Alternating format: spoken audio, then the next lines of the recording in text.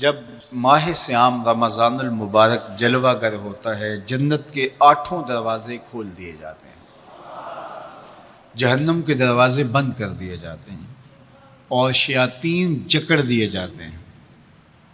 اللہ جل شانہ اس موسم رحمت میں خاص عنایات اپنے بندوں پہ فرماتا ہے۔ ایک نفل ادا کرنے سے فرض ادا کرنے کا ثواب ملتا ہے اور ایک فرض ادا کرنے سے 70 فرائض ادا کرنے کا ثواب ملتا ہے۔ اسی طرح راہ خدا میں 1 روپیہ دو گے تو 70 روپے خرچ کرنے کا ثواب ملے گا۔ اسی طرح باقی نیکیاں بھی جتنی بھی ہم کرتے ہیں، وہ ایک نیکی کریں گے تو 70 گنا اجر ماہ صیام میں ہمیں نصیب ہوتا ہے۔ اس لیے اہل ایمان کا یہ طریقہ ہے کہ وہ اس مہینے میں کثرت کے ساتھ تلاوت کرتے ہیں، کیونکہ ایک مرتبہ اگر قرآن مجید پڑھ لیا تو 70 مرتبہ قرآن مجید پڑھنے کا ثواب نصیب ہوا۔ ماہ صیام میں چونکہ شیطان بندھا ہوا ہوتا ہے، تو ہم اپنے آپ کو نیکی کی طرف اگر لانا چاہیں تو اتنی رکاوٹیں نہیں ہوتی جتنی عام دنوں میں ہوتی ہیں، لیکن اس کے باوجود بہت سارے لوگ ہیں جو رات کو بڑا پکا ارادہ کر کے سوتے ہیں کہ میں صبح وقت پہ اٹھوں گا اور نوافل بھی پڑھوں گا اور نماز بھی ادا کروں گا، لیکن جب صبح ہوتی ہے تو انہیں یا تو جاگ نہیں آتی یا نیند سے بیدار ہو جاتے ہیں، بستر سے اٹھا نہیں جاتا۔ جب کہ وہی شخص انہوں نے صبح سبزی منڈی جانا ہو تو چھلانگ لگا کے اٹھتے ہیں اور سبزی منڈی پہنچتے بھی ہیں۔ سستی، طبیعت کا کسل نہیں ہوتا۔ عمومی طور پہ ہم اپنے آپ کو بیمار تصور کر لیتے ہیں اور سستی اور کسل کا نام دے کر کے، بہانہ دے کر کے ہم کہتے ہیں کہ بس کیا کریں، ہم کو ارادہ کرتے ہیں روز لیکن ہم سے اٹھا نہیں جاتا، بس طبیعت اس طرح کی ہے، کسل ہے، سستی ہے۔ یہ بات ذہن میں رکھیے گا کہ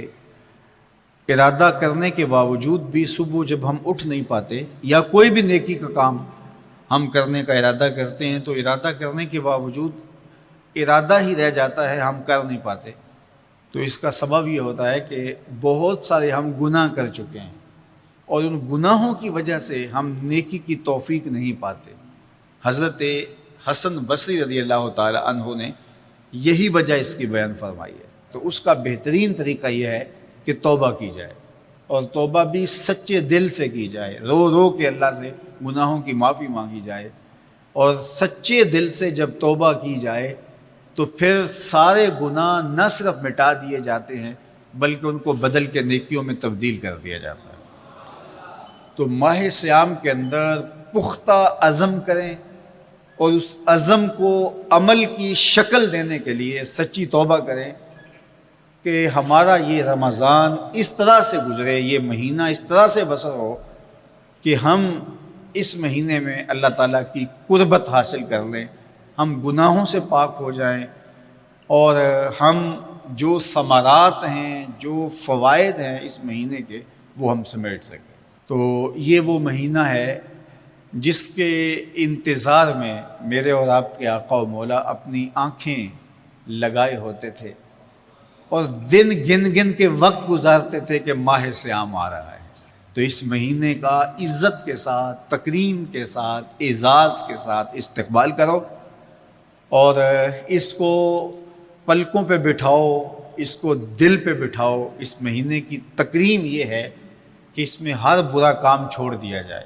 اگر کوئی شخص برا کام نہیں چھوڑتا اور روزے رکھتا ہے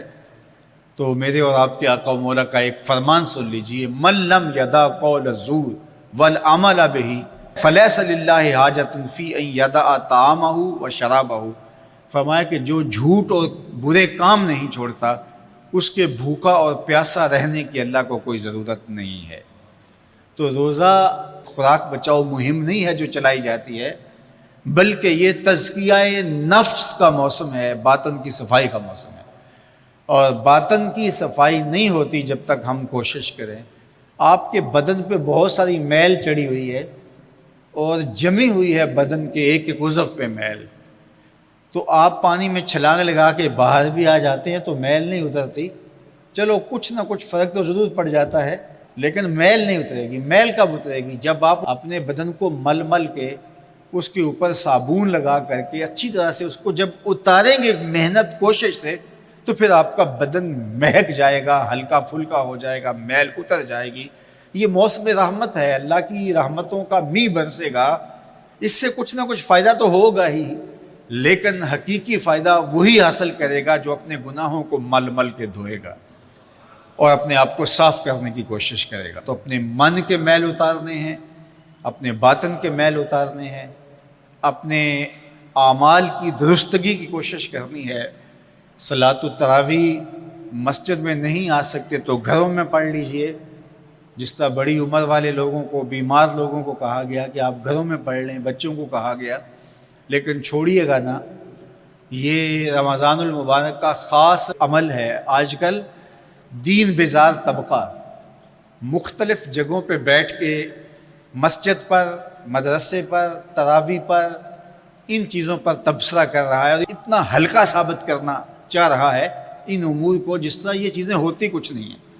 جبکہ ماہ صیام کے قیام پر میرے اور آپ کے آقا مولا نے بشارت دیتے ہوئے فرمایا، من قام رمضان ایمانا و احتسابا غفر لہ ما تقدم من ذنبہ، جس نے رمضان المبارک کی راتوں میں قیام کیا ایمان اور محاسبہ نفس کے ساتھ، اللہ اس کے پچھلے سارے گناہ معاف فرما دیتا ہے۔ یہ بہت بڑی دولت ہے، تو اس دولت کو ضرور سمیٹیے گا، ضرور حاصل کیجئے گا، من کی ستھرائی، عفت اور پاکیزگی کا سامان کیجئے۔